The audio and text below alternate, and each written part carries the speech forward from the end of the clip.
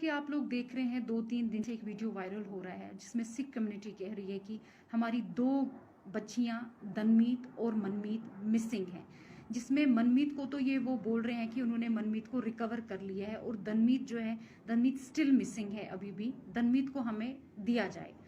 और उनकी जो स्टेटमेंट हुई है वो गन पॉइंट पे हुई है, बल्कि ऐसा कुछ भी नहीं है। दनमीत मैं हूं, मेरा मसला आज का नहीं है। मैं 2012 में कन्वर्टेड हुई हूँ। 2014 में मेरे निकाह हुए हैं मेरे बैचमेट मुजफ्फर के साथ, जो मेरी और उसकी रजामंदी से हुए हैं।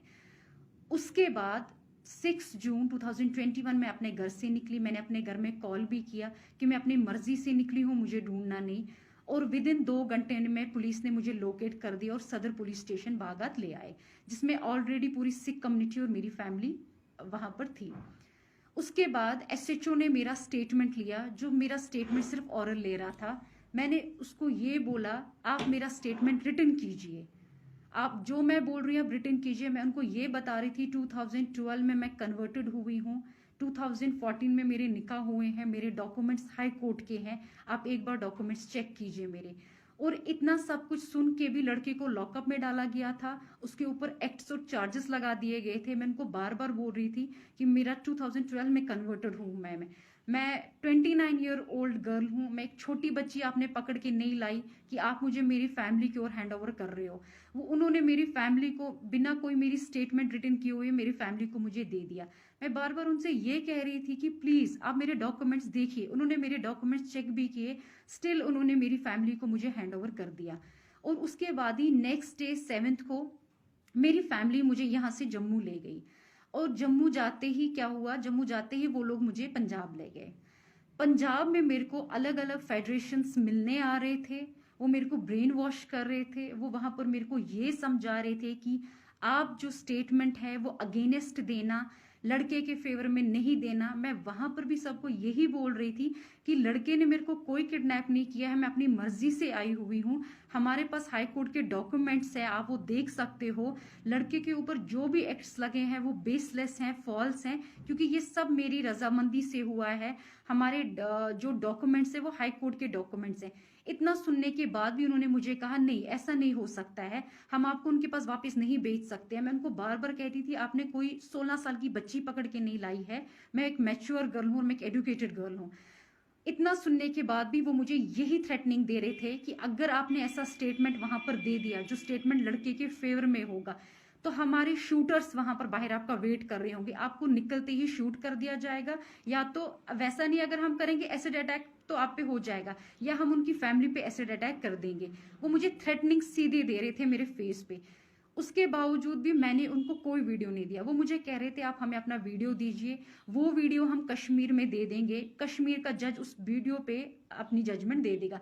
लेकिन मैं उनको कह रही थी ठीक है वीडियो तो मैं नहीं दूंगी, अगर मैं स्टेटमेंट दूंगी मैं जज के सामने स्टेटमेंट दूंगी, मैं वहां पर ही दूंगी, क्योंकि सब मेरी रजामंदी से हुआ है। मैं किसी बेगुनाह को नहीं फंसा सकती, क्योंकि ये सब कुछ मेरी रजामंदी से हुआ है। जब मैं घर से निकली मैंने घर में कॉल भी किया कि मैं किडनैपिंग विडनैपिंग नहीं है, आप लोग मुझे ढूंढना नहीं, मैं अपनी मर्जी से निकली हुई हूँ।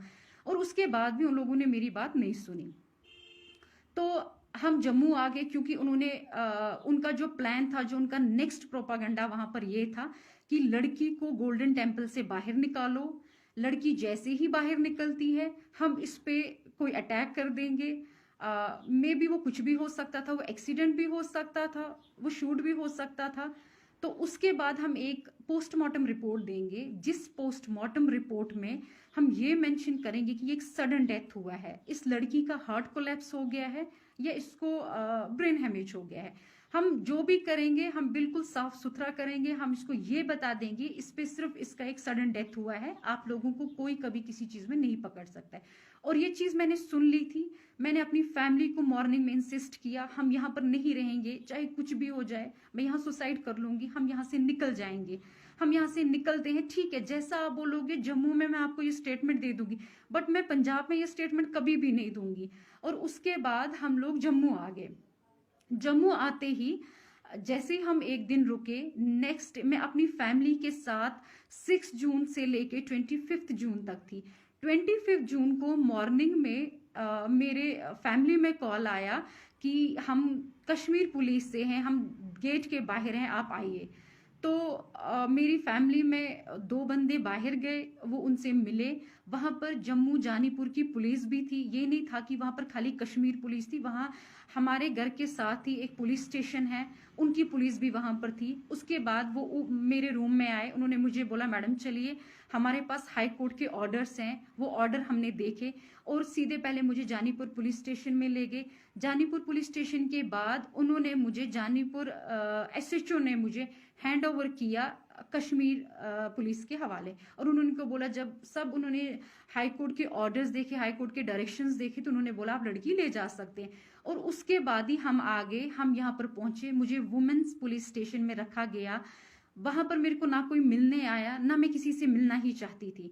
और नेक्स्ट डे ही मेरे को सदर पुलिस स्टेशन से पुलिस की गाड़ी आई जो मुझे कोर्ट ले गई। और आप सब एजुकेटेड हैं, मैं खुद भी एजुकेटेड हूं, आपको पता है कोर्ट में कोई किसी को गन पॉइंट पे कभी उसकी स्टेटमेंट नहीं ले सकता। अगर ऐसी चीजें होने लगी फिर कोर्ट पे भी तो कभी हम यकीन नहीं कर सकते हैं ना, क्योंकि ये सब तो आपको पता ही है, कोर्ट पे कोई किसी को गन पॉइंट पे नहीं रख सकता है। और मेरे को जैसे जम्मू में लाया गया, मैं तो किसी से भी नहीं मिली, मेरे को तो वुमेन्स पुलिस स्टेशन में रखा गया। उसके बाद ही सुबह स्क्वाड आई, किसी को नहीं पता था कि मेरी हेयरिंग है, क्योंकि मेरी हेयरिंग ऑलरेडी 3 बार डिले हो गई थी, क्योंकि तीनों बार 6 से लेके 25 तक हम आउट ऑफ स्टेशन थे, हम जम्मू, हम पंजाब में थे। मेरी जो हेयरिंग है वो मिस होती गई। हाई कोर्ट के डायरेक्शन से मुझे यहाँ पर बुलाया गया, मुझे कोर्ट तक पहुंचाया गया। कोर्ट में जज साहिबा के सामने मैंने अपनी स्टेटमेंट दी, जिसमें मैंने उनको ये बताया है कि ये सब मेरी रजामंदी से हुआ है। मैं 2012 में कन्वर्टेड हूँ, 2014 में मेरे निकाह हुए हैं मेरे बैचमेट के साथ। उसके ऊपर जितने भी एक्ट्स एलिगेशंस हैं वो बेसलेस हैं, वो फॉल्स हैं, और उन्होंने मेरी स्टेटमेंट सारी रिटर्न रिकॉर्ड कर दी। तो आप सब भी ये जानते हैं कि अगर जज के सामने भी कोई किसी को गन पॉइंट पे रख सकता है तो हम तो किसी पे यकीन नहीं कर सकते हैं। आप सब तो जानते ही हैं ना, सबके फैमिली मेंबर्स, किसी का कोई कोर्ट में होगा, सब इसमें जानते हैं कि जज के सामने ये चीजें नहीं हो सकती हैं। अगर ये चीज होनी होती है तो पहले ही हो गई होती, फिर तो ये मुझे आराम से यहाँ पर ला सकते थे अगर मेरी स्टेटमेंट ऐसी होनी होती। और जज के सामने ऐसा कुछ भी नहीं होता है, ये आप सब वेल नोइंग और वेल अवेयर हैं। और मैं एक एजुकेटेड गर्ल हूँ, मेरे को पता है मेरे राइट्स क्या हैं क्या नहीं है। सो प्लीज आप इसको एक रिलीजन का मसला मत बनाइए, एक पॉलिटिकल इश्यू मत बनाइए, एक मिनॉरिटी किस्सा मत बनाइए, क्योंकि जो चीज अपनी रजामंदी से होती है उसको मिनॉरिटी में मत लाइए।